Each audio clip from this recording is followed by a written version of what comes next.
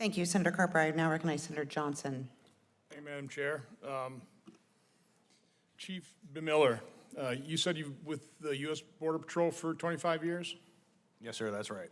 So you were with the Border Patrol when they used to call it apprehensions then, correct? What you do, when you encounter, when you arrest, apprehension, yes. Call them apprehensions. You were also there probably in 2014, that time period when I know DHS Secretary Jay Johnson said 1,000 apprehensions a day was a really bad day for Border Patrol. Is that true? It's true that he said that, yes. I think President Obama actually called that when we topped off about 2,000 apprehensions a day. He called that a humanitarian crisis. You were there. Did you that kind of feel like a humanitarian crisis back there? 2,000 people apprehended a day? It definitely was a challenge. When did we shift from calling apprehensions to encounters?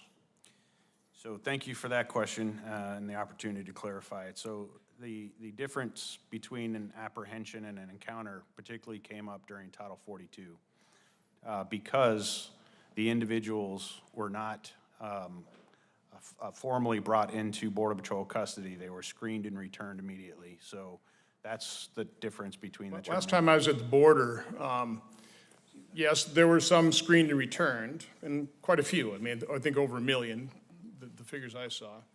But an awful lot were processed and dispersed. Last time I was at the border, I was told by Border Patrol agents that the goal that was given to them was to encounter, process, and disperse within 8 hours. Is that basically the goal now? Is that what we're doing? As the chief of law enforcement for Border Patrol, that is not the guidance or purpose that that I direct. So how long are you holding people when you encounter them before they are processed and dispersed and sent on a plane or a bus to their final destination? What is the time frame there? Well, that's part of the complexity of the environment that we're operating in right now. So we have people, as I mentioned in my opening statement, in our custody for far too long. The processing, depending on the pathway that is appropriate for them, we have a number of bottlenecks. Definitely, the bottleneck occurs after processing, waiting. Do you know the average number of encounters during the Biden administration per day? What the average is? I don't have that number. Really? Oh, the average per day? Yeah. Right now, it's about 6,500. That's about 6,000 a day since the beginning of the Biden administration. 6,000 a day. Again, it was a humanitarian crisis when we were apprehending 2,000 a day. It was a bad day, according to Jay Johnson, when 1,000 people were apprehended a day. Now we're averaging for almost the last 2.5 years over 6,000 people today. And we cannot get Secretary Mayorkas to say that's a crisis. Won't even say it's a problem. He calls it a challenge. And I noted in a number of your testimonies, you kept talking about efficiency. Just sitting here in this sedate hearing setting, it almost seemed like we've got this under control. This is completely out of control, isn't it? What data do you have, do you keep? Because they don't share it very readily with us. In terms of the number of people who have been encountered, processed, dispersed, how many people do we know are known gotaways? What's the estimate of unknown gotaways? Do you have that for the first 2.5 years of the Biden administration? Do you have an estimate of that? Because I do. I don't have that broken down right now.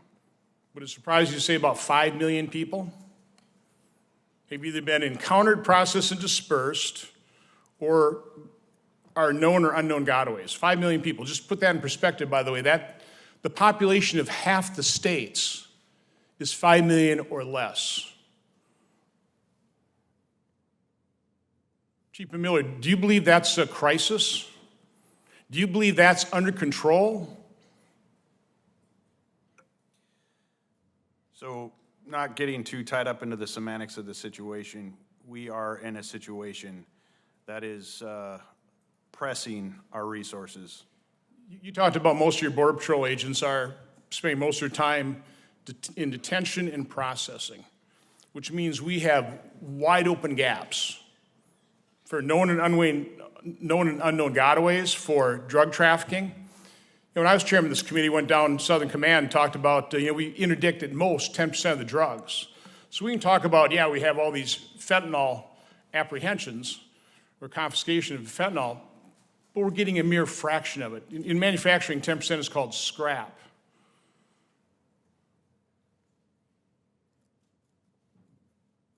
This is completely out of control, and we need to stay it's out of control.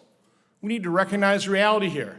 I know Senator Blumenthal asked, do you lack resources in terms of processing these claims? The reason you lack resources because illegal immigration is completely out of control. 5 million people. Chief Miller, what problems are you having recruiting people? How many people are retiring even before they're eligible for full retirement? I go down to the border, I see morale at incredibly low levels. Members of the Border Patrol want to enforce our law. They're not being able to really enforce our law. They're processing.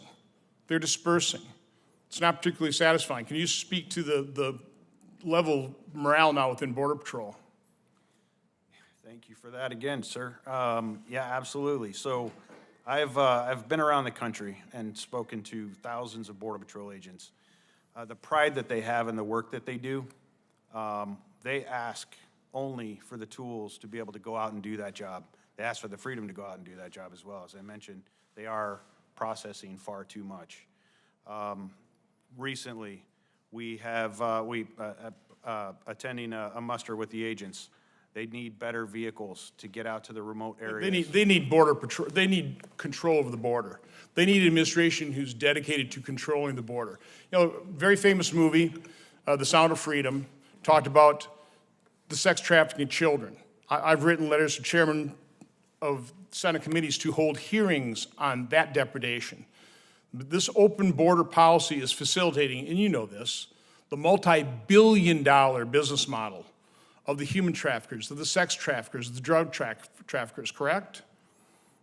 Absolutely, it's a dangerous and complex environment. And your Border Patrol agents have to, as Senator Langford was talking about, encounter some individuals in camouflage, of military age, and they process and disperse them because that is what you're being directed to do by this administration. It's not your fault. This is a travesty that's happening in this country. And I think it's just, again, it was frustrating for me, having chaired this committee, held probably 36 hearings on the border, understanding the problem. To not be holding hearings, I appreciate this hearing, but then to be speaking in such sedate terms, leading people to believe, like, oh, we got this under control. Oh, yeah, only 10 years, you didn't even say only. 10 years till the first hearing, immigration hearing in New York City, 10 years? It's a completely open border. It is out of control, and we need to call it what it is. It's an open border.